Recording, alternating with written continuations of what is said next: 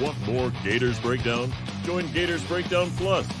Starting at $3 a month, get access to unique episodes, plus a blog, chat room, giveaways, shout-outs, and more. Gators Breakdown Plus is furthering the interaction with fans and listeners like you. Head to gatorsbreakdown.supportingcast.fm to join Gators Breakdown Plus today.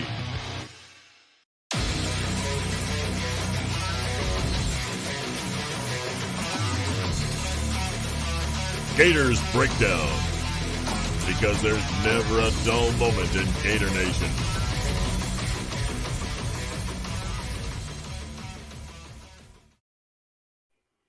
The Gators Breakdown podcast is ready to go. I'm your host, David Waters. You can find me on Twitter at GatorDave_SEC.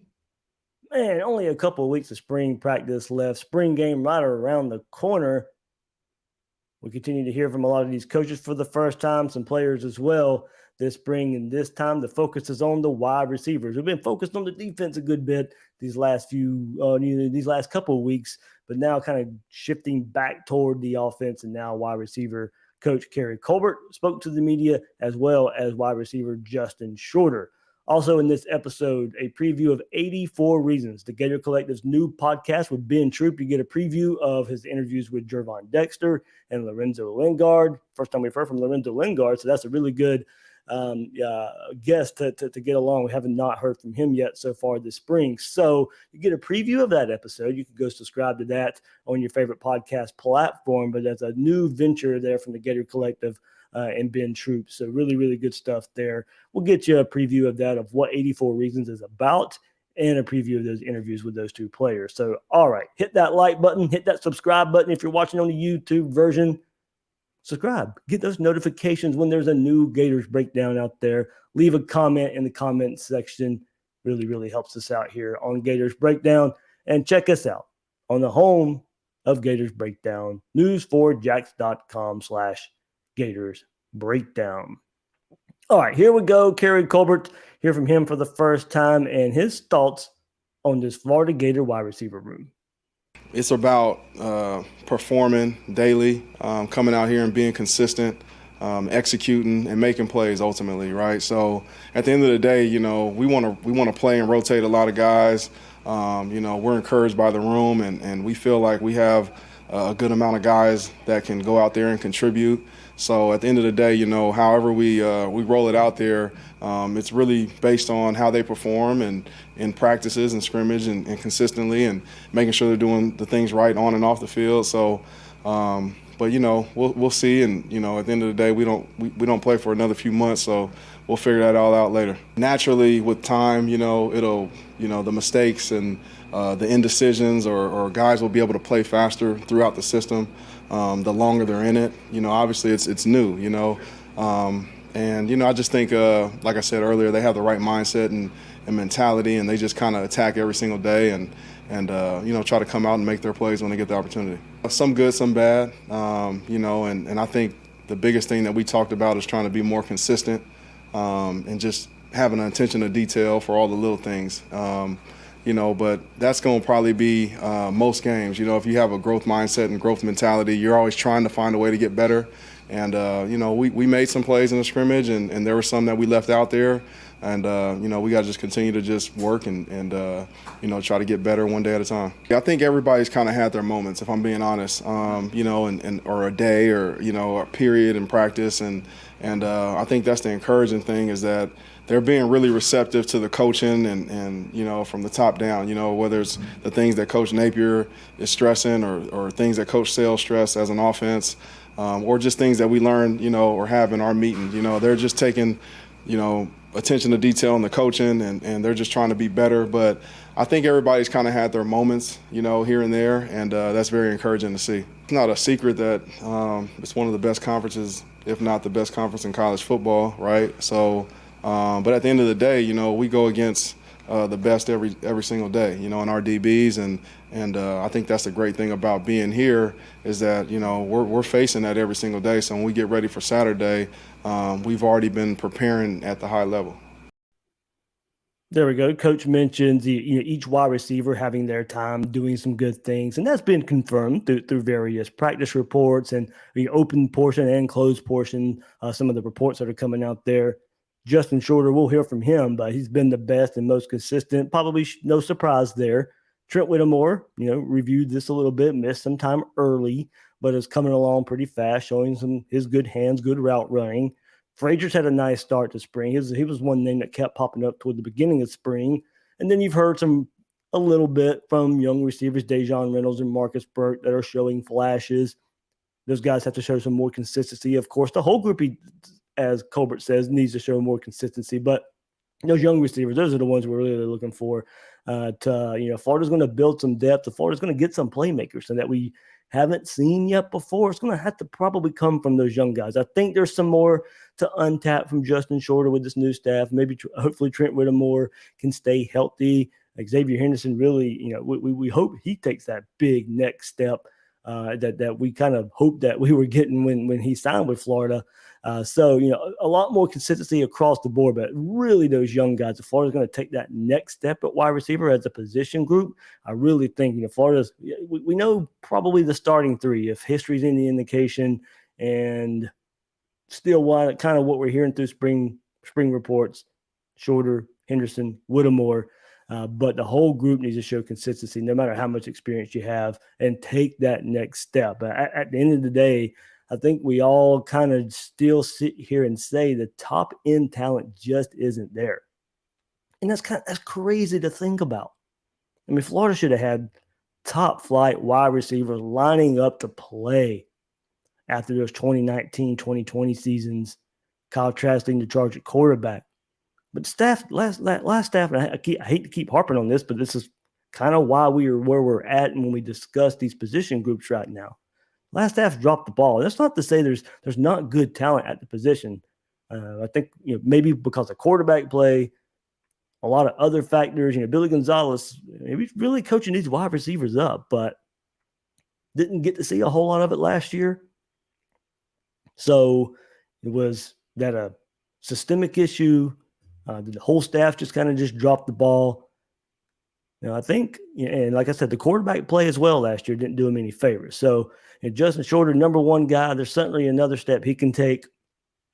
Henderson, big-time recruiting profile, hasn't developed into that player just yet. Can the staff unlock that? But you had the production of a Van Jefferson, Kyle Pitts, Kadarius Toney, Swain, Hammond. Big time, ready to insert wide receiver should have just been lining up on the roster. We shouldn't have this many questions about the wide receiver position. But instead, this staff has to dive deep into development in this new offense. These players, they'll get some good coaching from Colbert. We'll get into that in just a second too. But also remember, Billy Napier has a history coaching wide receivers from his time at Alabama, a background working with wide receivers, a background working with some high-level receivers. So you hope that part of his coaching, look, he's coaching the quarterbacks too, but hopefully as a head coach, he can share that knowledge at the wide receiver position as well. In Florida, find a second group of receivers behind those main three that we've mentioned. What wide receiver is going to step up and test defenses down the field on a consistent basis? It's what we're still wondering about from this position. Should be a lot of one-on-one opportunities in this offense, especially if the ground game gets going like we kind of expect with these running backs. The defense would have to worry about Anthony Richardson taking off with his legs as well. So that scenario where Colbert talks about going against the Florida DBs in practice, that has to pay off. I'm high on this DB group, so if these wide receivers can have some success versus this defense, and hopefully that goes a long way in producing in games in the fall. As we move through these final 2 weeks of spring, this group may have shifted, in my opinion, may have shifted to the biggest question on offense.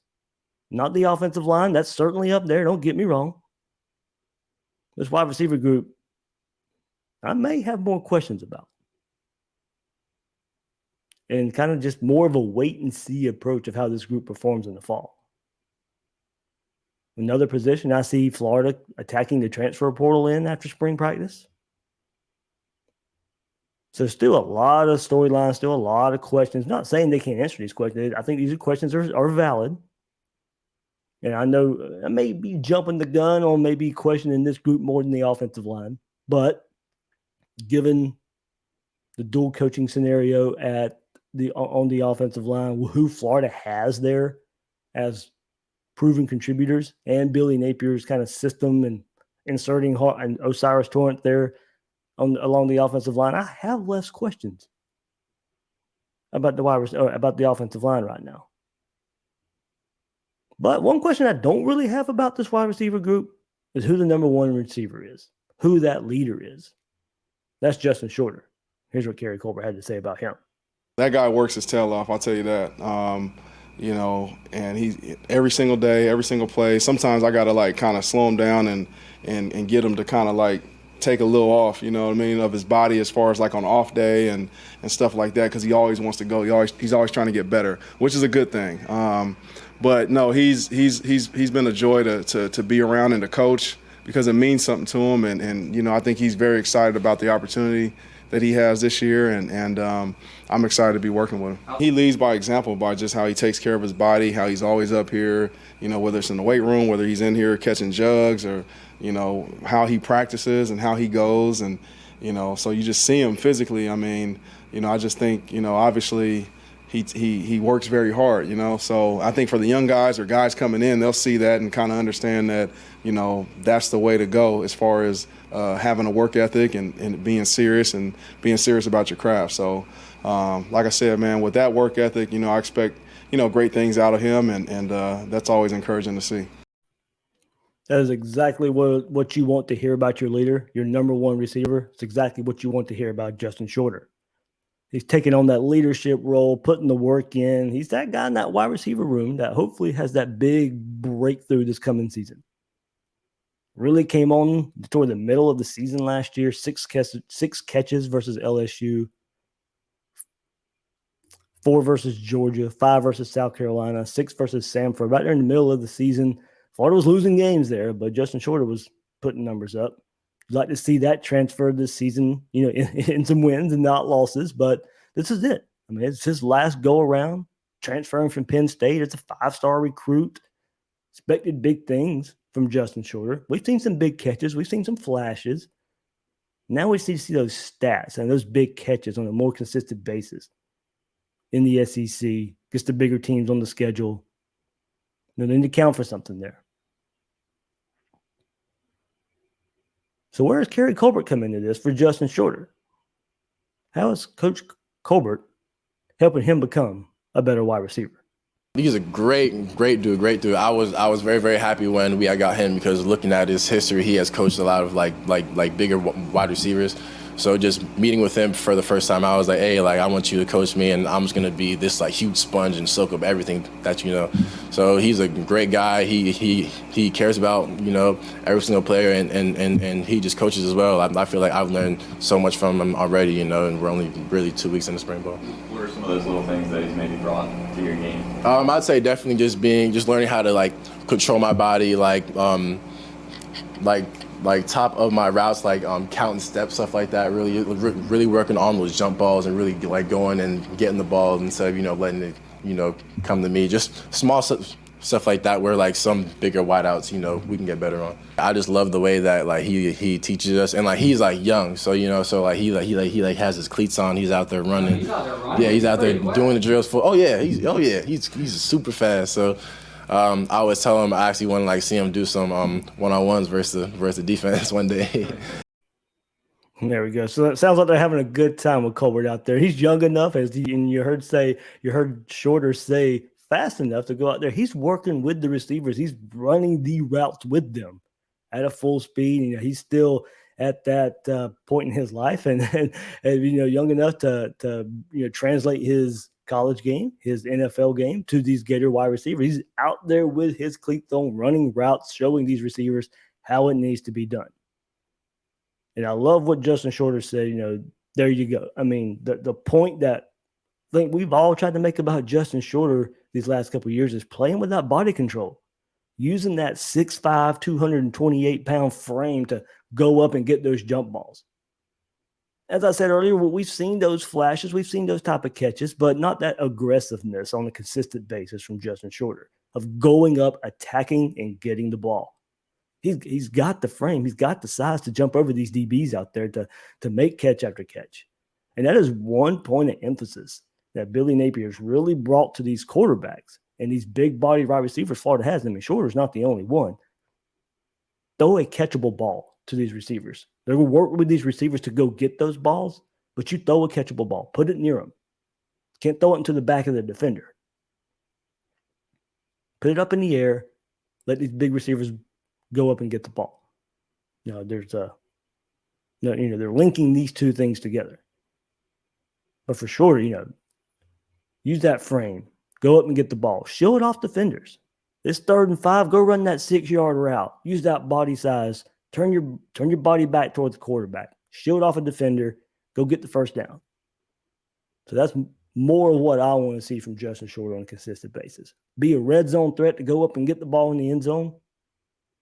But also, in those ever-important 3rd downs, use that big body frame to go get a first down. So I want to see how Colbert teaches those things, how much of a difference it makes in Justin Shorter's game, at least on a consistency level. We've seen it. We've seen flashes. That big catch versus Arkansas in 2020. That was that big go up and get it moment that I've been kind of wanting to see from Justin Shorter. We got it there, and I was like, okay, maybe we'll see that more. We really haven't. Like I said, I think last year a lot of quarterback play had a lot to do with it.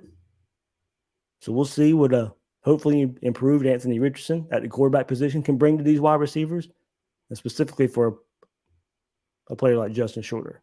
We'll get into that too. He has something to share about AR. But first, before we get there, it was a scary situation, of course, with Justin Shorter going down late in the bowl game versus Central Florida. Everything's good there. We heard him on the Gator Collective Spaces a few weeks ago that I co-hosted, and that was the first question I asked him. How's he recovering? He's recovering well. But, there was more. There was more about returning to the University of Florida this year for Justin Shorter. And my family sat down, and I just felt like just ending the way that we did, I feel like I can do so much more to help this team, win games. And I feel like that was the main goal in me coming back, because I just want to come back and just be with all my teammates, all my brothers, and like really win and like go out with a bang. How much personally do you feel like you had a chance to sort of be the feature guy? A lot, but I say it's not even about that. We got a brand new coaching staff. We got players that are hungry, and just hate losing. Like me, like just think about last year, every single game about last year that we lost. It just like makes me so angry and like upset. Where like everyone's working so much harder. So I really say just as like all of us, like every single player is just like so pissed off from like last year, man. Like we all just trying to come back and just get at it, really. So it's not even about that. To make it productive. On that field right there, we go out there every day. Everyone gives, all their effort. DB's going hard against me. I'm going hard against them. So it's just really just like working out every day and just putting all in. I would say honestly, since that new coaching staff came in, that first week of us, coming out, like working out, doing training, just how they had everyone, like together, doing everything together. We're working hard, doing everything. I was like, yeah. I'm like happy that I came back. There we go. We like the mentality right there, I think. Unfinished business. Yeah, absolutely. Of course, Shorter, he has work to do if he wants to go to the NFL. Probably wasn't getting the best draft grade either, but I like the mindset. He says they hate losing after the success of the first 3 seasons under Dan Mullen, especially on the offensive side of the ball. Last year, it had to be somewhat of a shock and disappointment, embarrassment, and leave a bad taste in his and his teammates at Florida's mouth as they're approaching this the right way this offseason, at least saying the right things there. And we've heard about the accountability and now the togetherness that Billy Napier is trying to develop as far as the culture goes for this Gator team. Sounds like the relationship's off to a good start between the players and the coaches, and that change and buying into that change and buying into this culture change. So, we'll see this spring was probably going to be a wake-up call. The winter conditioning probably a wake-up call for a good bit of these guys, but has to be somewhat of a motivating factor of some kind of bounce-back season for Florida. Was Florida as bad as they showed last year? Nope. One reason you got a new head coach. And Florida's not that bad. Now there was a transition. We'll see how fast everything can gel with everything that's new with this new staff. But the players got to take some accountability and a mentality of unfinished business and bouncing back from an embarrassment last year. Sounds like that's part of the motivation, at least for Justin Shorter and probably a lot of these other players as well. Well, with Justin Shorter coming back, he gets one more chance to play with Anthony Richardson. What has been his takeaway from the Gator signal caller so far this spring? I just love how just calm he is, and really any situation, even like during the scrimmage, like it could be where we could be backed up, like because that's a situation that they put us in. And he's out there, he's calm, he like knows what he's doing, he's telling people where to go, making the right checks, right reads, and I just really see him putting that time in, putting that work in to be that guy, But I really say everyone's been working so hard, man. I'm so proud of this team, right now, just because, and like we just started, and I can't wait until camp till we can get out there, do it again, and then hopefully take it into the season and just show everyone what we got on that first game. Definitely like hearing that calm demeanor there from the Gator signal caller, Anthony Richardson.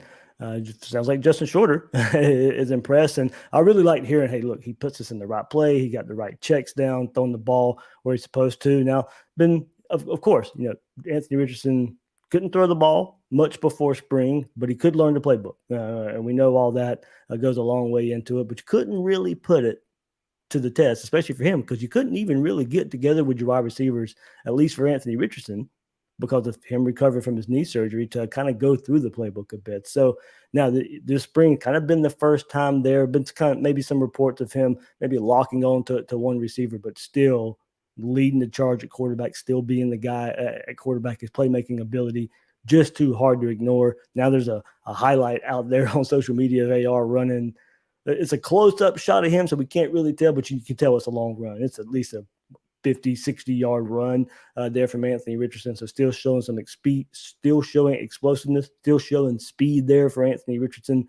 But we've got to wait till the spring game till we can see it all come together there. But really nice to see him out there running. I mean, we know it's limited this spring because of him trying to bounce back from that knee surgery. Very limited there is AR and that knee, but good that we get some highlight there of the speed, the explosiveness of Anthony Richardson. But of course, it will always come down to his arm.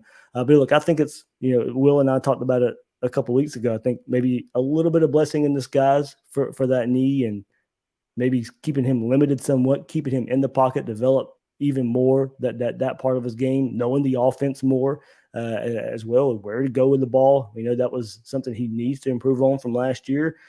In panic situations, trying to get rid of the ball, just kind of throwing it up for grabs and the ball getting picked off. For everything as great as that, for as great as I think Anthony Richardson can be, there needs to be the improvement there, and that comes with knowing the offense. So I do like hearing you putting us in the right play, putting us, getting in the right checks. But Shorter says, the whole quarterback room playing well right now this spring. So we gotta wait a little while longer before we get to see whether or not at the spring game. But right things are being said. Right things are being said there from a wide receiver who gets to work with Anthony Richardson and those quarterbacks each and every practice. All right, one more note on the wide receivers. Go back to Keary Colbert right quick. And Finley Graham, if he was asked about Finley Graham, said he's transitioning well to the wide receiver position, was a DB, but now making that transition to wide receiver this spring. Said he's a natural athlete. That's helping with the transition. Colbert said the staff first got together, or when the staff first got together, Finley was still a DB in that DB room, but Graham kept joking with him about playing offense, and then about a month later, the jokes turned into serious conversation. And now Finley Graham taking reps at wide receiver. So hopefully that transition continues to go well, and Graham can turn into that speedster that Florida really, really needs at the position. Need more speed at that position, at the wide receiver position. A guy that can go downfield, stretch defense, take the top off. Hopefully Finley Graham can become somewhat of a threat. It's going to take some time. Go take some transition time. Hopefully develop as his career goes on to be a speed threat at that wide receiver position for the Gators. Starts this spring. There for Finley Graham. All right, as I teased earlier, here's a preview with the new Gator Collective podcast, 84 Reasons with Ben Troop. His first couple of interviews, it was released last week. First one would be Jervon Dexter, defensive lineman for the Gators. And this week, the new episode features running back Lorenzo Lingard. So instead of me explaining what 84 Reasons is about, I'm going to let you hear it from Ben Troop and then a preview of the episodes with Jervon Dexter and Lorenzo Lingard. 84 Reasons. 84 Reasons, to me, is going to be about the stories. It's not about the games. It's not about the schemes, not about the matchups, no gimmicks, no excuses, just reasons. Every last one of these young men and women are unique in their own right. Yes, they can perform athletically on the playing field, on the baseball diamond, so on and so forth. But what I'm most intrigued with is the person. Most often the times when you get a chance to play at a prestigious university, the most prestigious university, known as the University of Florida, sometimes the brand is bigger than the brand ambassador. Well, I beg to differ. I believe the brand ambassador pushes that brand. But I want to know who that person is. I want to know about him and her, why they are who they are, why they do what they do, but most importantly, what do they look forward to becoming? 84 Reasons get to dive into that. Talk about the people, places, and things that help shape who they are, and what they hope to become. 84 Reasons is a journey. 84 Reasons is an opportunity. 84 Reasons going to be the reason why they get to learn how to brand themselves. Me being Troop, I got a chance to be able to learn about this a long time ago. Back in 2000 when I got a chance to, begin my journey with the University of Florida. Here I am, 22 years later, still getting it in. So 84 Reasons to me is my opportunity to show these young men and women just how fortunate they are, just how blessed they are, but just how unique they are. Like I said, no games, no glory, just a story. 84 Reasons. Make sure you check us out. It's going to be a fun ride. My first guest, man, I don't know if I'm going to be able to top this one. The man from Lake Wales, 6'6". If you haven't seen him, well, you must live under a rock. The man, the myth, the legend, the future beast, Mr. Jervon Dexter. What's going on with you today, Jervon? How you doing? I'm doing fine. I'm doing good today. Thank you guys for having me on the show. Now, Jervon, man, Lake Wales. When they said you was from Lake Wales, the first name that jumped out at me was Amari Stoudemire, man. What be going on in Lake Wales, man, to do everybody down there look like you? It's kind of just the area and the whole Polk County area is like we kind of just breed like athletes, breed dogs, breed just size and everything in Polk County.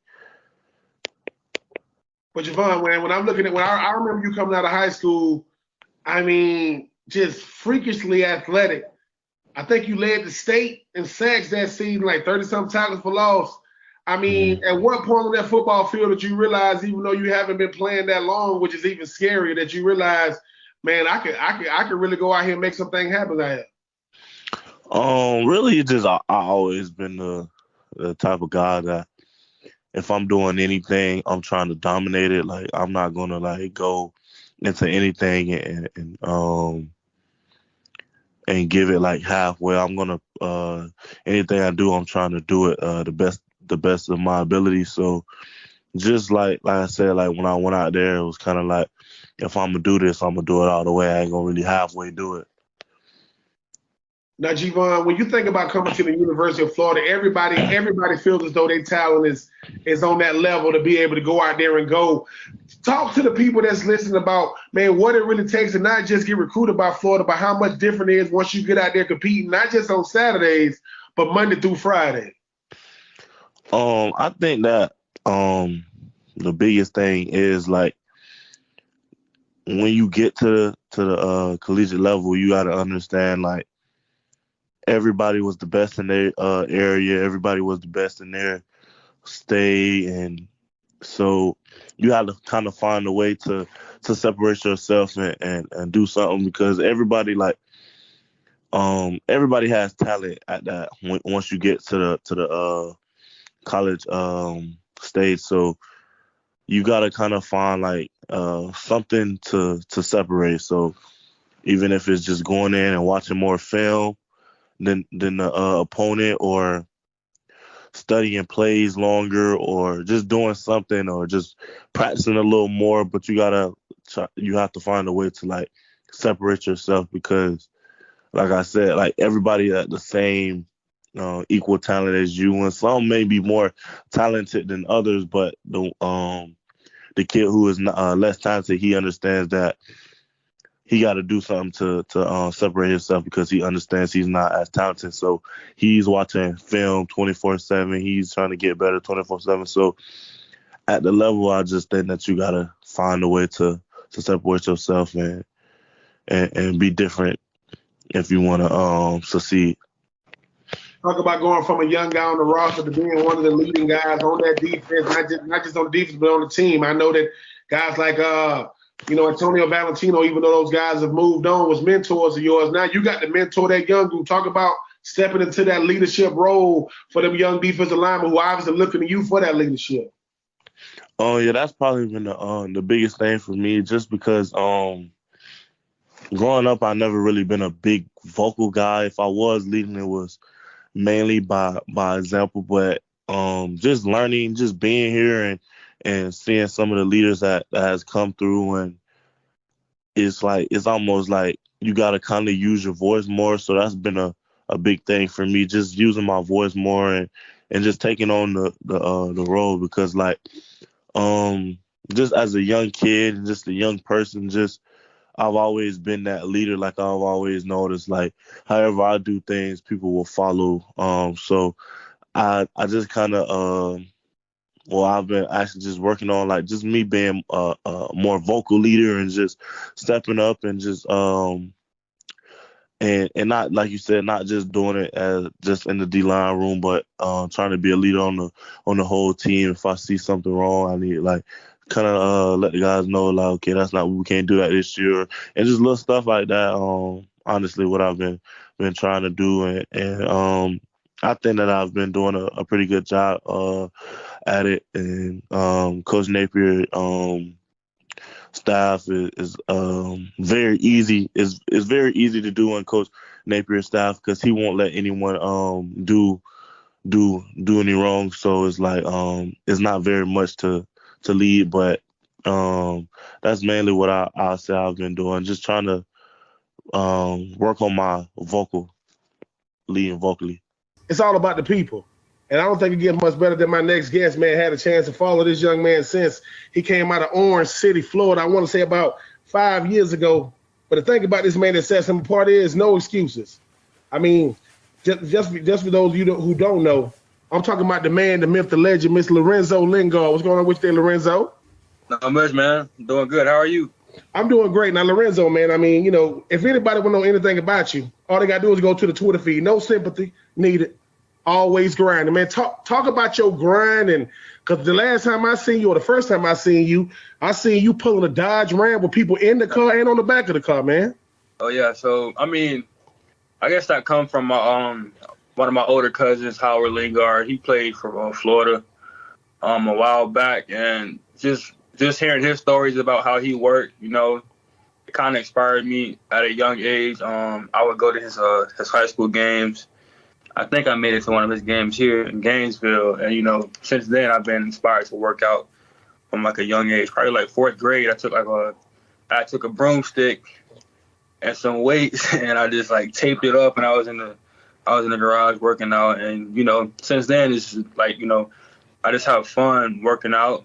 I find different things I can work on, rather be strength, speed work, stuff like that.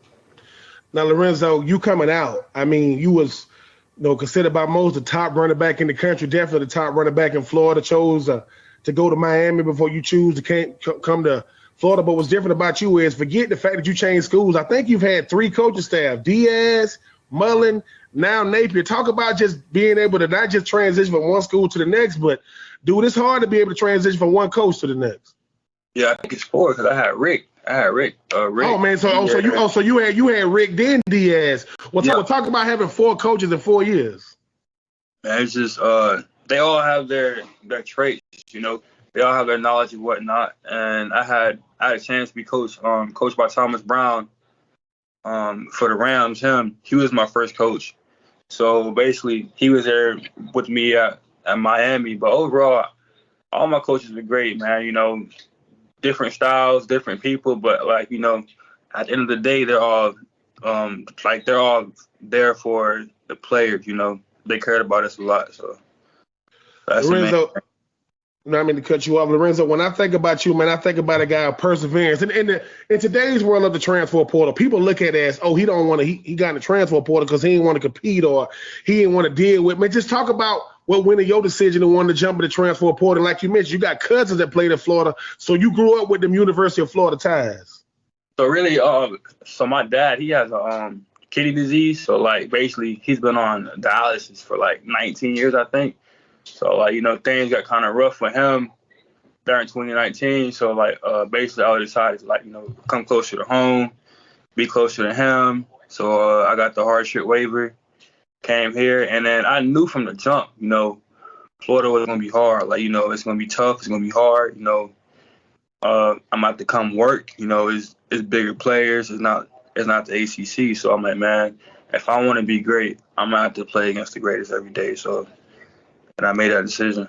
Now you just brought up a point. Now, I mean, this is you saying it. What is the biggest difference in the ACC and the SEC? I just think, man, you got. I mean, like both, like, you know, both sides like grind. But I'm talking about here is like raw side. You got guys who are super strong, super fast. You got guys that's 275 pounds running 19 miles an hour right at you. So, like, you know what I'm saying? Like, it's a big difference. And, like, every day you're going to have to bring your best. And if you don't, you're going to be smashed in the face. Now, Lorenzo, I would be remiss, man. I mean, you talking about your dad and him being on dialysis for the last 19 years. Talk about the stuff you pulled from him. This is the reason why, you know, we have these I have this unique platform, you know, to be able to talk about the man behind the face mask, talk about the strength you pulled for your dad and dialysis for 19 years. How did that shape you, not just even as you are now, but as a young man? I mean, him being a great person, overall, being a businessman, you know, he always treat people with respect. And today it has its benefits, you know. People like him. He's well respected or whatnot. But I mean, so when he was like going through his process, his like, you know, things got bad for him. I think when I was in my second year of football, I ain't seen him for like 2 weeks because like he was in the hospital. And then he like I went to him. I didn't know what was going on. He was in the bed. He was like, okay, you know, just work hard at practice. You know what I'm saying? Go hard at practice, play hard. And you know, I was a little kid, so I wasn't a skilled player. I was on the line. And then basically, like, during that moment, I'm thinking about my dad, like, you know, him being in the hospital. And then he was like, be tough, be strong. And then I think from that point on, that we could practice, like, you know, like a switch kicked in on me. And I just became like a different ball player. And then through him, his strength is crazy, man. I almost lost him during COVID. Actually, he caught COVID, and then it attacked all his organs and whatnot. And we had practice, so I had to leave after practice. I get there, you know, COVID rules, you can't be in the hospital. So I'm outside the hospital, like, man, like, okay, like, oh, I can't see him. But, you know, just to, like, be outside and talk to him on the phone, you know, that was important for me. But overall, like, his strength is, like, his power. Like, he's just a strong person. Like, I don't know, like, how he do it, because dialysis is not easy. I mean, like he see people go every year, like 2 or 3 people that he's with, elders, like, you know, and like and it's tough on him for that. But like, I don't know how he do it, man. And then even like growing up playing basketball, track, football, he didn't miss a game. He was there probably about 95% of the time. Like basically low strength, you know, just got out of dialysis, went home, slept for an hour, had to come pick me up. So just seeing that, I can't like, stop doing what I'm doing. Like, I got to keep going. Man, there you go, right there. 84 Reasons with Ben Troop. You heard from Jervon Dexter. You heard from Lorenzo Lingard. Tell you what, I mean, you learn a lot about these guys off the field. You heard Lingard's story right there. Everything he had to deal with off the field. It's not, these guys just aren't football players. They're student athletes. They're kids in some ways. Are learning to be adults in a lot of ways there. That transition in life, and got to deal with stuff like that as well. Sick family members, and part of the reason why Lingard is here, and he still has to deal with it, and still has to deal with these things off the field. So 84 Reasons with Ben Troop. You get to hear about all these off the field stories, learn more about these student athletes there at the University of Florida through the Gator Collective. Good things there happening at the Gator Collective, and it's going a long way. It's going a long way. Recruits are asking about it. They're on campus. They're asking about it. These college programs must be competitive right now in name, image, and likeness. It impacts current athletes. These guys are taking part in being engaged with the fans. It affects the decisions of recruits. NIL does. And look, Gator fans, you can help put Florida at the forefront of name, image, and likeness. The Gator Collective is leading the charge, uniting fans and student athletes like never before, like these podcasts here with Ben Troop, 84 Reasons. Commit for exclusive content, interactions, and events which bring you closer than ever before to your favorite players. This right here is free. Everybody can go subscribe to that podcast, 84 Reasons, but so much more exclusive content at the Gator Collective. Also, by joining the Gator Collective, you're empowering these student athletes to build relationships, develop skills that go far beyond just making money. You're providing an avenue for these Gators to excel in life. Name, image, and likeness is changing the landscape of college sports, and we can't be left behind. This talent acquisition business, name, image, and likeness, will play a huge role in Florida returning to the elite status of college football. Gator Nation, do your part by joining the Gator Collective today. You can scan the QR code on the screen. Link is in the description as well. Big things happening with the Gator Collective. All right, that'll do it for this episode of Gators Breakdown. Really, really good stuff there. Dive into the wide receiver group and a look at what the Gator Collective is building through 84 Reasons with Ben Troop. So, all right, that'll do it for this episode of Gators Breakdown. I am your host, David Waters. You can find me on Twitter at GatorDave_SEC. Guys and girls out there, thanks for listening to this episode of Gators Breakdown.